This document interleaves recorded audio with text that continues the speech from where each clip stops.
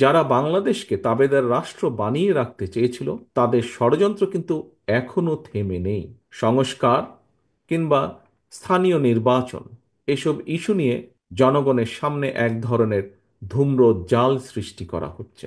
রাষ্ট্র এবং রাজনীতিতে সংস্কার একটি ধারাবাহিক প্রক্রিয়া। বিএনপির কাছে সংস্কারের ধারণা নতুন কিছু নয়।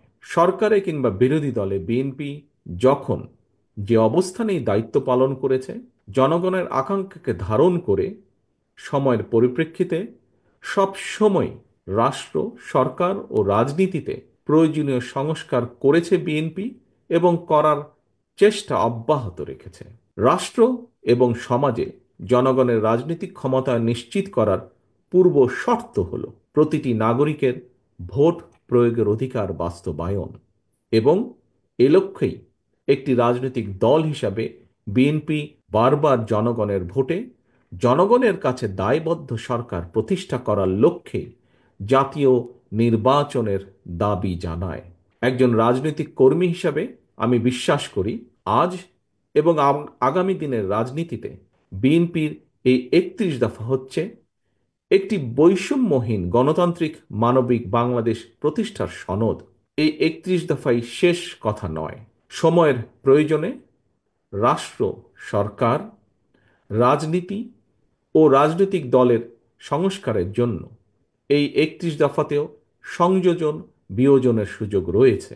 বিএনপির ৩১ দফার সঙ্গে বর্তমান অন্তর্বর্তীকালীন সরকারের সংস্কার প্রস্তাবের খুব বেশি ইস্যুতে মৌলিক বিরোধ নেই।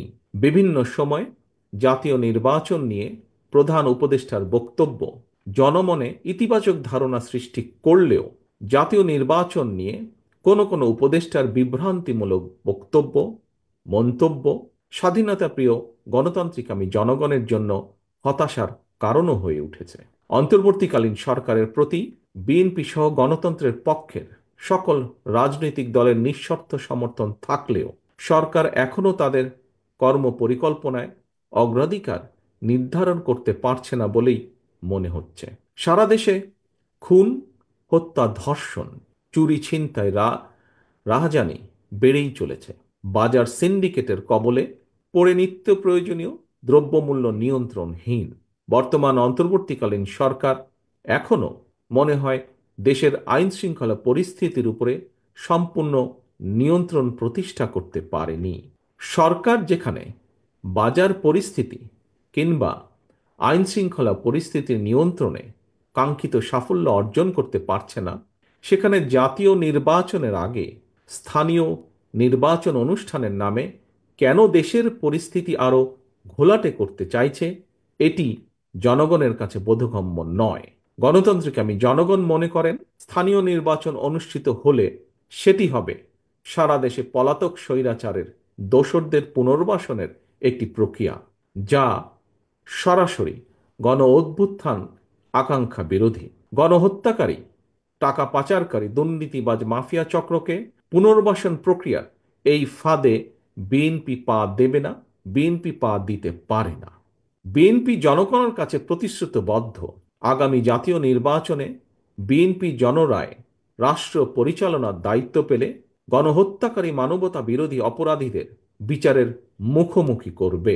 অন্তর্বর্তীকালীন সরকারের প্রতি আহ্বান, সারা দেশে গণহত্যাকারীদের দোসর মাফিয়া চক্রকে পুনর্বাসনের স্থানীয় নির্বাচন অনুষ্ঠানের পরিকল্পনা থেকে সরে আসুন।